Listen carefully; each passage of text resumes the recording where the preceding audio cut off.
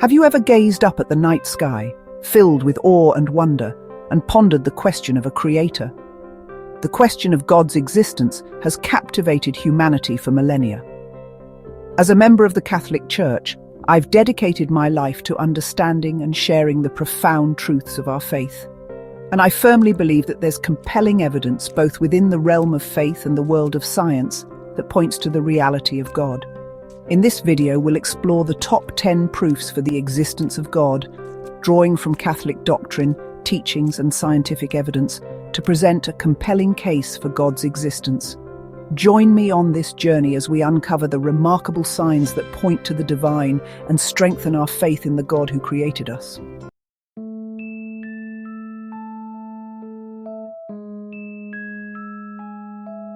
Our first stop takes us to the small Italian town of Lanciano, where in the 8th century, a profound miracle occurred. A miracle that continues to resonate with the faithful today. It's known as the Miracle of Lanciano. Imagine a priest racked with doubt about the true presence of Christ in the Eucharist. As he's celebrating Mass, at the moment of consecration, the host transforms into visible flesh and blood. This isn't mere symbolism, my friends, but a tangible manifestation of the divine. This miraculous event wasn't just a fleeting moment in history. The fragments of flesh and blood have been preserved in Lanciano for over 12 centuries, and they've been subjected to rigorous scientific examination. And what did these examinations reveal?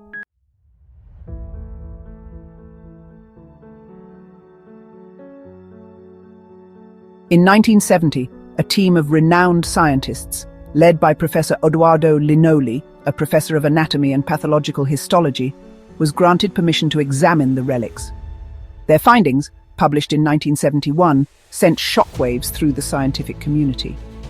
Professor Linoli's team determined that the flesh was indeed human cardiac tissue, containing both myocardium and endocardium, the inner lining of the heart. Moreover, they found no traces of preservatives or any substances that could have been used to preserve the flesh for so long. The blood, too, was subjected to rigorous analysis. It was determined to be human blood, type AB, and remarkably, it displayed the characteristics of freshly drawn blood, even though it had been in existence for over 1,000 years. It is also worth noting that the blood type AB is the same blood type that has been identified on the Shroud of Turin. Another remarkable piece of evidence of the existence of God. The miracle of Lanciano stands as a powerful testament to the truth of the Catholic faith. It's a stark reminder that God's power knows no bounds, and that the Eucharist, the source and summit of our faith, is truly the body, blood, soul, and divinity of Jesus Christ.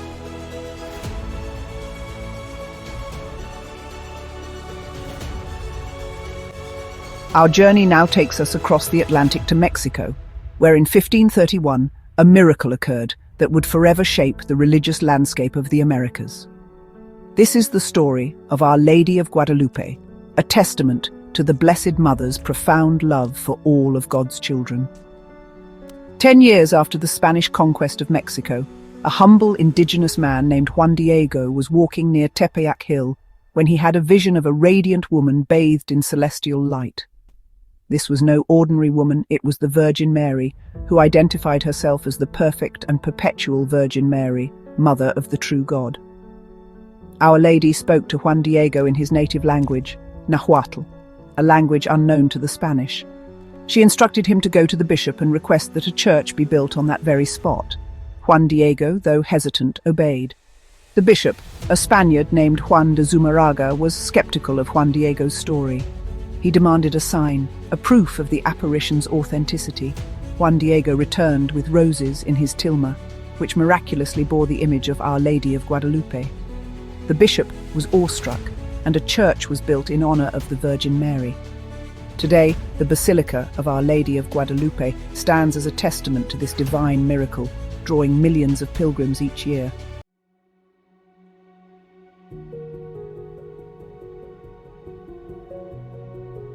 The Shroud of Turin stands as one of the most intensely studied artifacts in human history.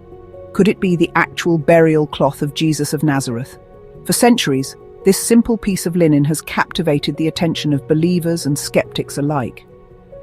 What we find on this artifact is a photographic negative image of a man who bears all the wounds consistent with the Gospel's description of Christ's crucifixion. The image, barely visible to the naked eye, displays a level of detail that continues to baffle scientists and artists. How could this image have been formed? The bloodstains, too, have yielded fascinating results.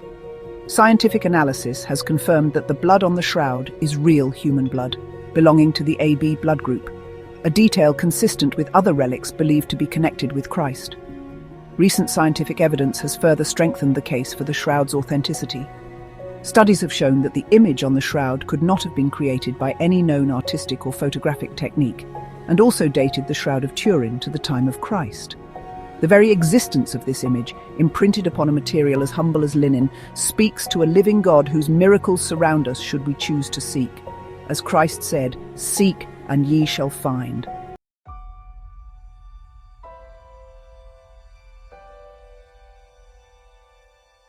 In 1917, amidst the turmoil of World War I, 3 shepherd children in Fatima, Portugal, received a series of visitations from the Virgin Mary. These apparitions, witnessed by thousands, culminated in what became known as the Miracle of the Sun. The children, Lucia dos Santos, and her cousins Jacinta and Francisco Mato, reported seeing a beautiful lady bathed in light, who entrusted them with messages of prayer, penance, and conversion. She warned of the dangers of sin and the need for repentance. Skepticism, of course, ran rampant. The local authorities, initially dismissive, found themselves confronted with a growing number of eyewitnesses who claimed to have seen extraordinary phenomena in the sky, coinciding with the children's visions. The culmination of these events occurred on October 13, 1917, before a crowd of over 70,000 people. What transpired that day would forever be etched into the annals of history as the Miracle of the Sun.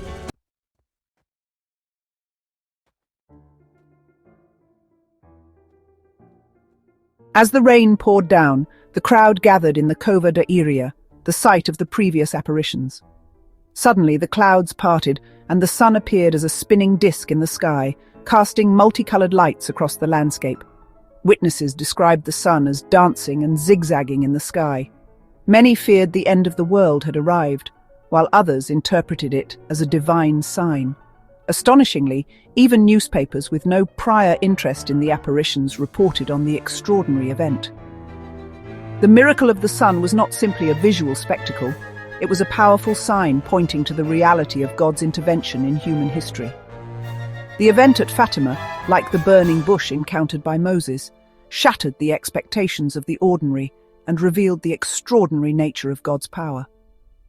The message of Fatima, a call to prayer, penance, and conversion, continues to resonate with millions around the world. It serves as a powerful reminder of God's love for humanity and his desire for us to turn away from sin and embrace a life of faith.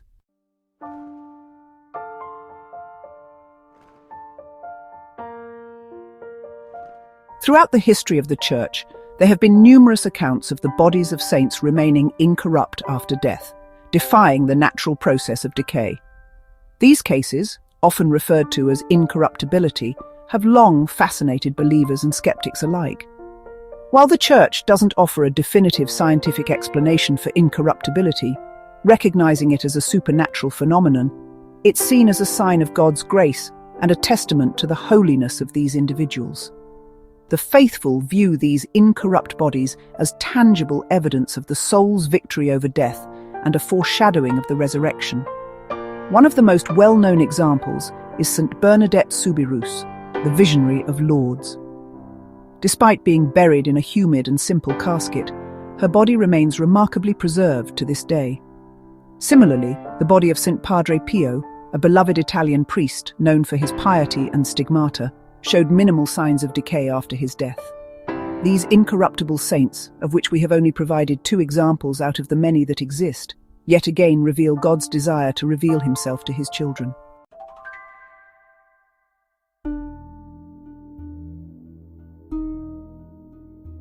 While some might attempt to attribute these cases to natural causes like unusual embalming techniques or environmental conditions, many cases of incorruptibility defy such explanations. The bodies often exude a sweet fragrance, known as the odor of sanctity, and remain flexible, as if still alive. The incorrupt bodies of the saints serve as a powerful reminder of the reality of the spiritual realm and the promise of resurrection. They offer a glimpse into the transformative power of God's grace, which extends even beyond the confines of death. These phenomena challenge us to look beyond the material world and acknowledge the existence of a spiritual reality that transcends our understanding. The incorruptibility of the saints points to the truth that death is not the end, but a transition to a new and glorious life in the presence of God. The preservation of these holy bodies inspires us to live lives of holiness and virtue, striving to become saints ourselves, so that we too might share in the promise of resurrection and eternal life.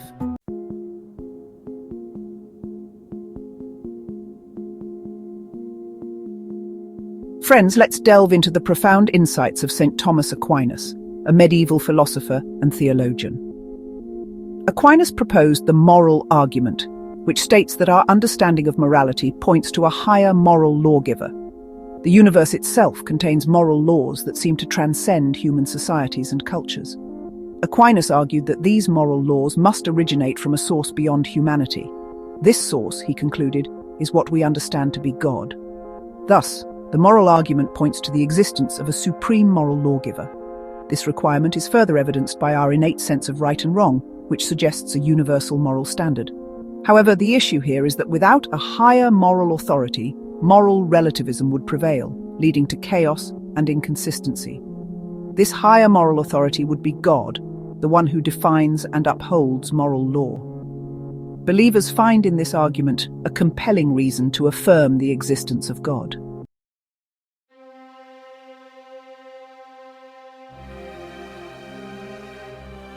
The fine-tuning of the universe is one of the most compelling arguments for the existence of God.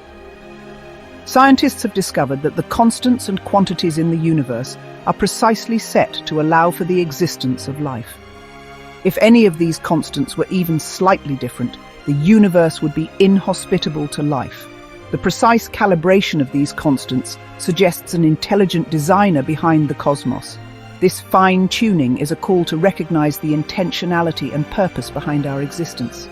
It invites us to look beyond the randomness and see the hand of a creator in the fabric of the universe. The fine-tuning of the universe is a profound testament to the existence of a higher power and the intricate design of our world.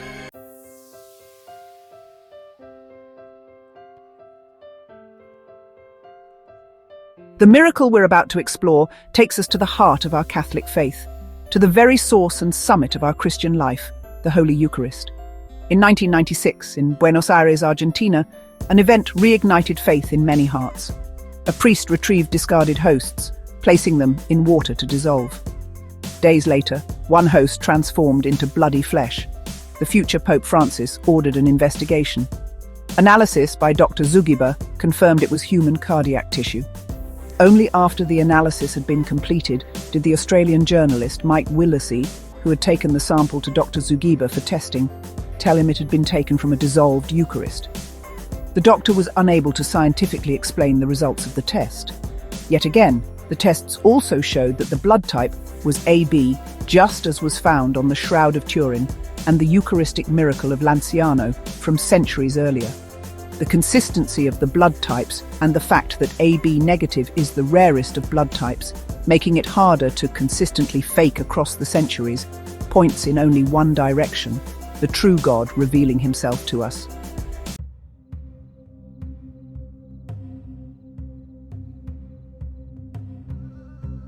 Our next stop on this journey of faith takes us to Naples, Italy, home to a remarkable relic and a centuries-old tradition. It is the story of Saint Januarius, a 4th century bishop martyred for his faith, and the miraculous liquefaction of his blood. Preserved within a sealed glass ampule is a dark, solid mass, believed to be the blood of Saint Januarius, collected at the time of his martyrdom. The saint's blood traditionally liquefies 3 times a year, in commemoration of the transfer of his remains to Naples, the Saturday before the first Sunday in May, on his liturgical feast, September 19th, and on the anniversary of the eruption of nearby Mount Vesuvius in 1631, when his intercession was invoked and the city was spared from the effects of the eruption, December 16th. The liquefaction is not a subtle event.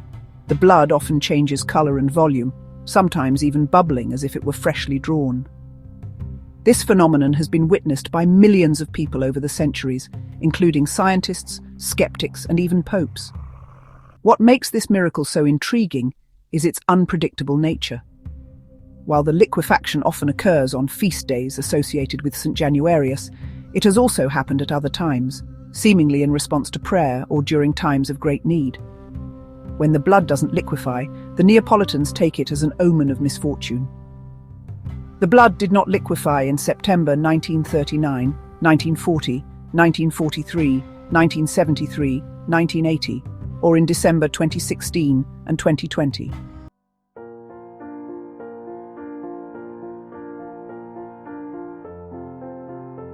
Numerous attempts have been made to explain the liquefaction of St. Januarius's blood scientifically.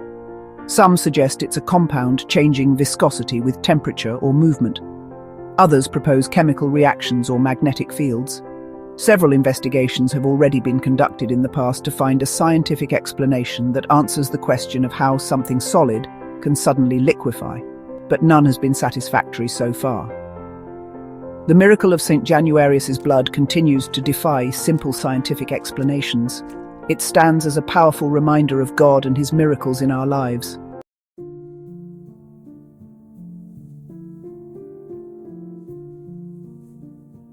Our final proof for the existence of God takes us deep into the realm of philosophy, to an argument that has resonated for centuries, the argument from first cause. This argument, often attributed to the great philosopher Aristotle, begins with a simple observation. Everything that begins to exist has a cause. Think about it. A tree doesn't simply pop into existence out of nothing. It comes from a seed, planted in the ground, nurtured by sunlight and rain. A symphony doesn't just happen, it requires a composer, musicians, instruments, a conductor to bring it all together. This principle of cause and effect permeates our entire experience. Every effect we observe in the world around us points back to a cause, and that cause itself is often the effect of a prior cause, and so on. But this chain of cause and effect cannot go back infinitely. There must be a beginning, a first cause that is itself uncaused, a source of all being that is not dependent on anything else for its existence. Furthermore, we can argue that this statement is backed by modern physics, and the observer effect demonstrated in the double-slit experiment. This notes the observer being the cause of an effect on a light beam, and whether that light beam presents itself as being a particle or wave. However, if the observer is being observed, then that is also causing an effect on the observer of the light beam. This cycle continues until we eventually reach a primary observer who is not being observed, and which can be argued is the primary cause of all downstream effects in the universe.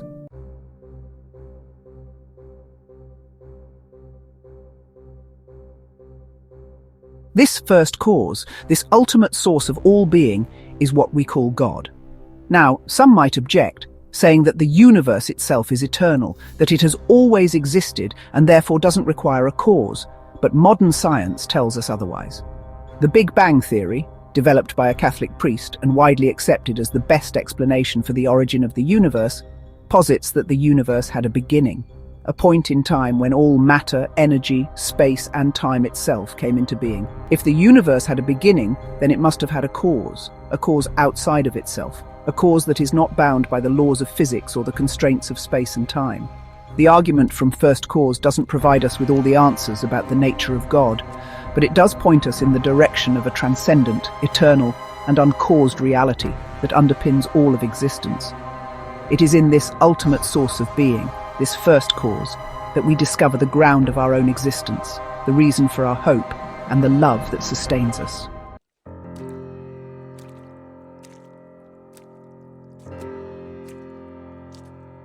These 10 proofs offer compelling evidence for the existence of God, as understood in Catholic teaching.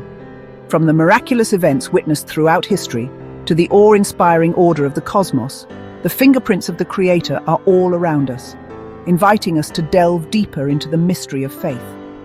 If you found this video insightful, please like, share, and subscribe for more content, as it really helps out the channel. If you would like to support the channel even further, you will find a link to our Patreon in the video description. If you become a paid Patreon member, you will get access to all of our exclusive videos, including our exclusive TV and movie reaction videos, including Das Boot, Band of Brothers, X-Movie, and many more. This month, we are releasing our reactions to the Cube movie and Wolf's Creek, so don't miss out. By clicking the link in the video description, you can get a 7-day free trial to check it out. As we say goodbye, remember, faith and reason go hand in hand. Explore, question, and deepen your understanding of God as we are called to do. The journey of faith is a lifelong adventure, and the more we seek, the more we discover the infinite beauty and truth of God's love. Until next time, goodbye and God bless.